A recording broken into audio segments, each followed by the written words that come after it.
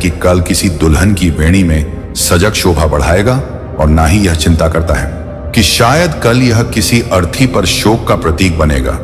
यह बस आज में जीता है, पूरी तरह से वर्तमान का आनंद उठाता है, महकता है और अपनी महक से दूसरों को भी सुख देता है। जीवन का यही तो असली अर्थ है। यदि हम अपने जीवन में इसी तरह वर्तमान में जीना सीख जाएं, तो जीवन कितना सुखद और शांतिपूर्ण हो सकता है।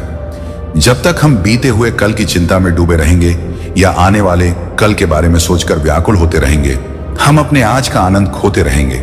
इसलिए जीवन का असली मंत्र यही है कि ना तो जीवन की चिंता करो और ना ही मृत्यु का भय। सुखी जीवन का एकमात्र मूल मंत्र यही है कि जो कुछ भी आपके पास है, जो भी वर्तमान में है, उसी का आनंद लो।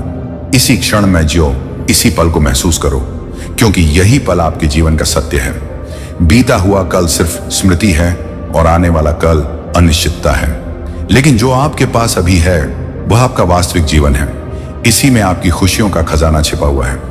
मित्रों, राजा दशरथ जब अपने चारों बेटों की बारात लेकर राजा जनक के द्वार पर पहुंचे, तो राजा जनक ने सम्मान पूर्वक बारात का स्वागत किया। तभी दशरथ जी ने आगे बढ़कर जनक जी के चरण छू लिए। चौंक कर जनक जी ने दशरथ जी को थाम लिया और कहा, महाराज आप बड़े हैं, वर पक्ष वाले हैं, ये उल्टी गंगा कैसे बह रही है? इस पर दशरथ जी ने बड़ी सुंदर बात कही, महाराज आप कन्या दान कर रहे हैं, मैं तो याचक हूं, आपके द्वारा कन्या लेने आया हूं। अब आप ही बताइए, दाता और याचक में कौन बड़ा है? यह सुनकर जनक जी के नेत्रों से अश्रुधारा बह निकली। भाग्यशाली हैं वह जिनके घर बेटियां होती हैं। हर बेटी के भाग्य में पिता होता है, लेकिन हर पिता के भाग्य में बेटी नहीं होती।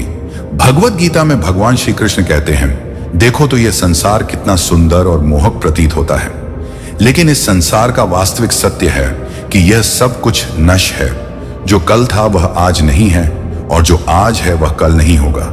समय की धाराएं हर चीज को अपने साथ बहा कर ले जाती हैं, चाहे वह व्यक्ति हो, भावनाएं हो या हमारे बनाए रिश्ते। प्रत्येक व्यक्ति अपने समय के साथ काल का शिकार हो जाता है।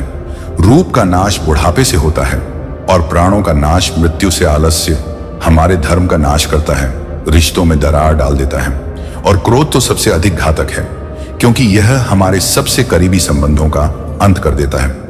लेकिन एक भावना ऐसी भी है जो इन सबसे अधिक हानिकारक है, और वह है अभिमान।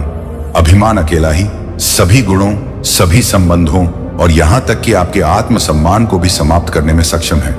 इसलिए ज्ञान को स्वयं के पास आने दीजिए, उसे स्वीकार कीजिए, परंतु अभिमान को कदापि ना आने दें, क्योंकि यदि एक बार